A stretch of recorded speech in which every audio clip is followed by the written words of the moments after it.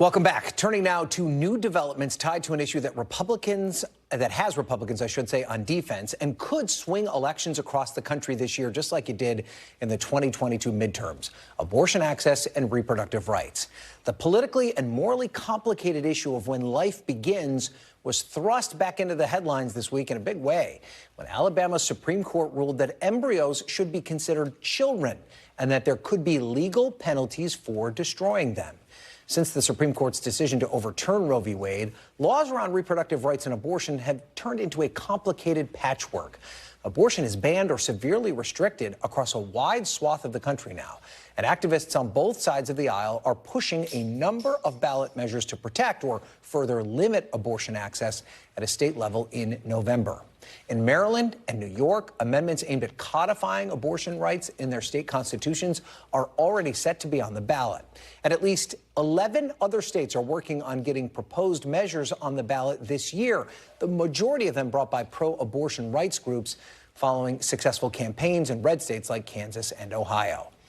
Now, this all comes as the Republican frontrunner Donald Trump has privately signaled he might support a national 16-week ban on abortion. President Biden and Democrats have seized on the issue, putting pressure on Republicans, especially those in competitive races. NBC senior political reporter Natasha Korecki spoke to one of those Republicans, Nevada Senate candidate Sam Brown. He's an Army veteran who was severely injured while serving in Afghanistan with a deeply personal connection to the abortion issue. Voters need to know here that I'm not in a position to, nor do I want to do anything that changes our existing law. Our existing Nevada law is also not at risk of being changed. I cannot change it. I will not change it. I respect the law that the voters put in place over 30 years ago that grants access for women up to 24 weeks. And so, no, I will not vote on a federal abortion ban. There was one time where you said if there was any sort of legislation that would come forward, I'd want to see the specific language. It seems like you were leaving an opening there, but you're saying now. Yeah, close the door. I'm not going to support a federal abortion ban. Close the door. In the interview, Brown's wife, Amy, publicly shared for the first time that she had an abortion before the two met. Sam Brown spoke about learning about her experience and how that's influenced his position on the issue. You know, my position has been, and I believe more broadly, many Republicans that I know are in favor of there being exceptions for, you know, real medical emergencies or a threat to the life of mother, rape, or incest. So to underscore that rape, incest, and right. you are. Because I do think that there had been some ads already targeting you about abortion and saying that you do not support these exceptions. Right. That's there have been misleading ads and just you know, frankly, just ads that lie about my position. I do believe that there ought to be exceptions for medical emergencies, threat to the life of a mother, rape, incest.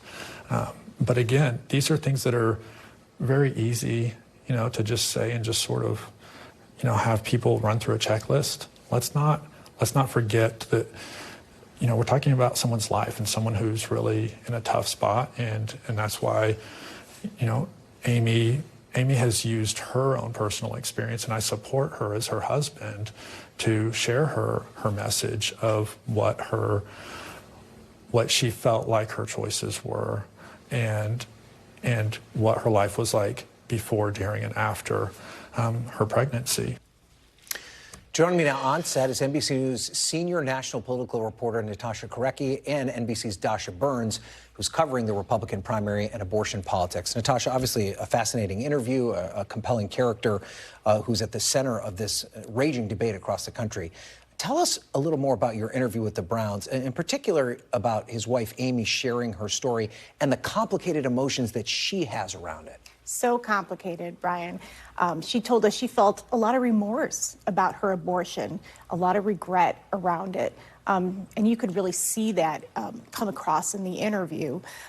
She also talked about empathy for other women who have abortions and what they're going through before and after, and having support for those women. That was something she really wanted to get across. But she did get very emotional at times. Let's take a listen.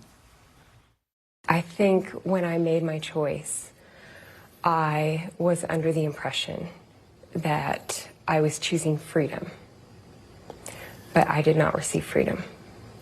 I received a 5-year sentence to living with regret and shame and just having my life wrecked. I feel like we've boiled the pro-life movement down to legislation and policy, and I feel like it should really be so much more. It should be building awareness, increasing or building advocacy and increasing support for women before, during, and after pregnancy. And that's really what my focus is on. Sam is running for Senate. If you had to give a message to Nevadans, to women, on, how your husband sees this issue, what would you want to get across? I would want them to know that Sam has been with me essentially from day one on the issue, and he's helped me process it with compassion and with empathy. And he understands the constraints of the law. He respects them, and he respects and understands fully what a difficult personal issue this is, because he's been with me through it all. What a fascinating response that she has. Obviously, is still dealing with the after effects of all of this. And it's interesting, too, because I think this has been a criticism of Republican politics, is that their concern about the life of a baby or the embryo in the womb is up until birth and not after. Is that part of their message here, to trying to expand it beyond kind of challenging Republican politicians to care about the entire life cycle? Yeah, I mean, certainly here, that's what Sam Brown and Amy Brown got across numerous times. What about the woman here? Are we forgetting about the woman? Let's be compassionate toward her. Let's offer her support.